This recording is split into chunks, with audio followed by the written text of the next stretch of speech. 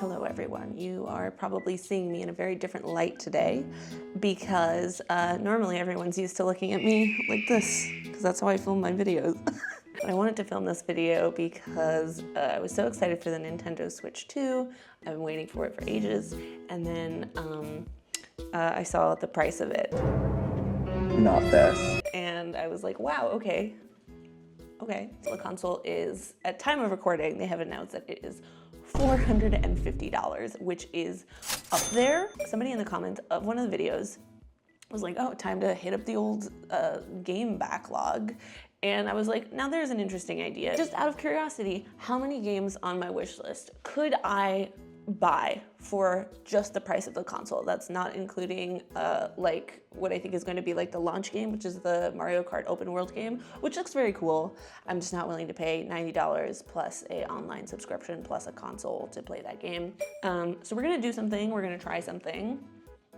I have not looked at my Steam wish list, so I guess if I mattered more on YouTube, if anybody cared who I was, this would be like a fun look into my psyche and my decisions over the years, but nobody does. So if that's boring to you because you don't know who I am, I apologize. Okay, so at the top here, you're gonna see a bunch of sort of tropical and mermaid themed games because that's for another video that I'm working on that may release sometime in the future. Kabuto Park, I saw the demo for this and this looks so cool. We're not gonna add it because it's not available yet, but I cannot wait to play that game. It's such a creative take on like bug collecting or like monster collecting and battling. It's gonna ball, and the art is baller, but not part of the video. Get Yoked, amazing roguelike, so funny, so silly. Furious that it's not available. Like when I saw this, I think somebody was playing it on YouTube, the way that I would have purchased it immediately if it was available immediately. Kulo Nico, yeah, the beginning of this wish list, because we're going most recent to backwards, is like a lot of games that aren't out yet, so we're just letting those simmer in the oven for a bit. Drag and Drop, this is a game by a person who developer I consider to be a friend. He basically took the mini game from Kirby 64, I think, where you push a bunch of Kirbys off the map, and he turned it into like a full game. And the amount of insane content that he is putting in, it's still in early access. It's been in early access for a long time, but that's just because he and his dev team are just like packing it with content. And the fact that this is only $5 is criminal. I'm not just saying that because I know the guy and I think he's like a cool guy, but this is one of those games where you're like, the value for what you're paying is insane. Add to cart. It's actually kind of amazing that I have not purchased Crawl. Crawl is an amazing game. It's an amazing couch co-op game. And it has like this really interesting concept where it's like kind of 1v multiple people. And that sort of switches over the course of the game, which is like a very cool reviews, overwhelmingly positive. Okay, and I'm rounding up, so Crawl is $15. Shadows over Loathing. I've played a lot of the Loathing games. It's like, what if someone made like a fully fleshed and very thoughtful RPG and then like jammed it like so ridiculously full of like jokes and gags that it seems like not cost effective or practical at any point. And that's basically like the Kingdom of Loathing's development strategy. I don't know how these guys can make these games that are like so silly and like if you're an indie developer, you're like, I'll put like a couple of funny Easter eggs in there. But these guys are sick. They have a sickness. They are like, I think, plagued by something where they just literally can't not make everything a joke, and the games are fantastic. A Hat in Time, $30. Everybody who cares about Nintendo has played A Hat in Time. I've played A Hat in Time somewhere. I think I have it on Switch, so, but fuck it. We're still, I'm making a point here about how ridiculous this price is. Okay, we've hit 26 games. We're now roughly halfway to buying a Switch 2, and we have purchased 26 indie games. One of them is A Hat in Time, which is like a bunch of hours of playtime. Apico, don't know how to pronounce it. I own this game already. It's a good game. And I think, if not Boston based, these guys are like somewhere on the East Coast because I always see them at PAX. And it's $5. This is a $20 game for sure. Like, there's a lot of content in it, and it's currently on sale for $5. The sales are ridiculous, guys. Like, come on. I think we can hit 30 before. I think we can hit 30 before we hit that $4.50 price point. Fight Night is just like a beat 'em up. It's like Doom, but with your fists, and the graphics are really, really cool. And that's all you need to know about it, baby. It's just a really cool game. Lottle Knots, great game. Great game, babes. Babes, if you like the Chow Gardens from Sonic Adventure 1 and 2, I guess, you will like Lottle Knots. If you like underwater games, you will like Lottle Knots. And it's $20. Worth it, 100% worth it. Minion Forest is free, I think. Or it's not purchasable anymore. Ooh, escandalo. I should probably remove it. The graphics look really cute though. Oh, Super Slime Arena.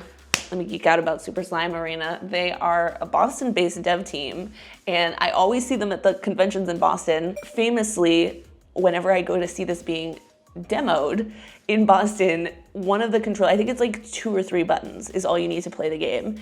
And the developers bring out the DK bongos. You can play this game with DK bongos. And for some reason, that's just like locked in my mind. As a marketing tactic, it's brilliant because like, I always think of, whenever I see Super Slime Arena, I was like, that's the game that you can play with DK bongos, which is like a great selling point.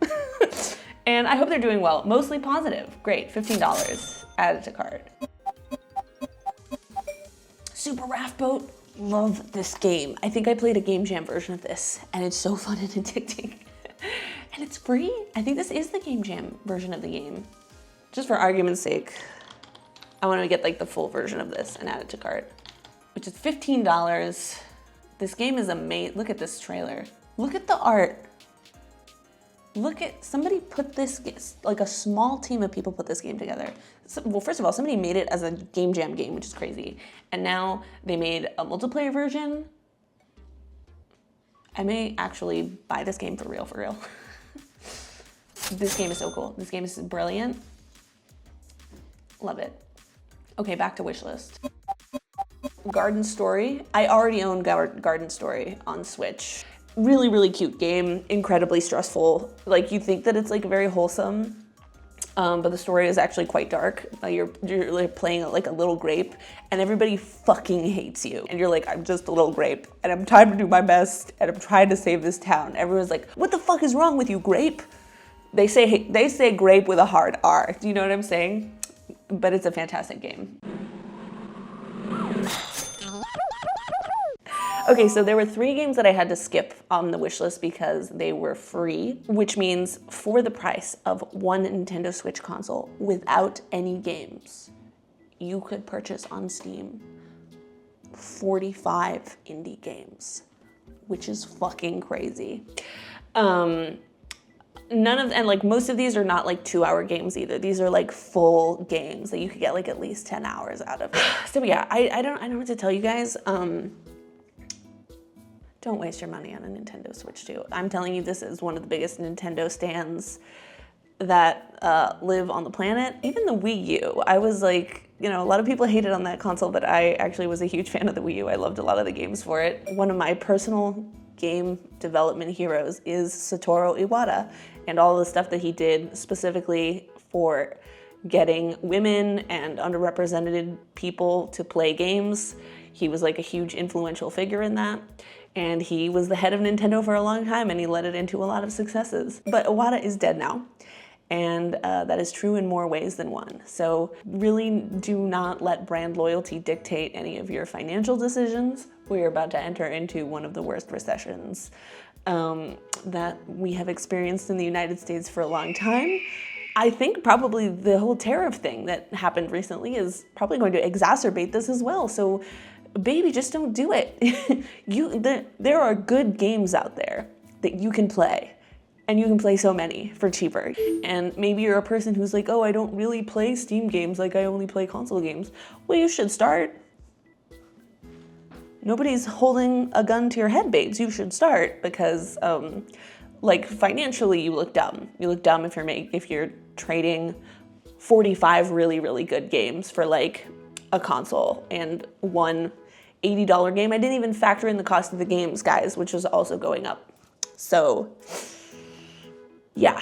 Okay, so I'm gonna go back to making like normal videos, but I think this is really important. I think we need to kind of ground this discussion. And I love Nintendo, but I love indie developers a lot more. And I think they deserve your money a lot more than Nintendo does. And I think that you will get more value by supporting independent creators. And whatever type of game you like, there's not only a indie game out there that will make you very, very happy, there's probably like 10. So just go out there and hunt and have a good time. And if you would like to learn about cute games specifically, you should subscribe to me, and you should follow me, and you should watch me. Self-promotion.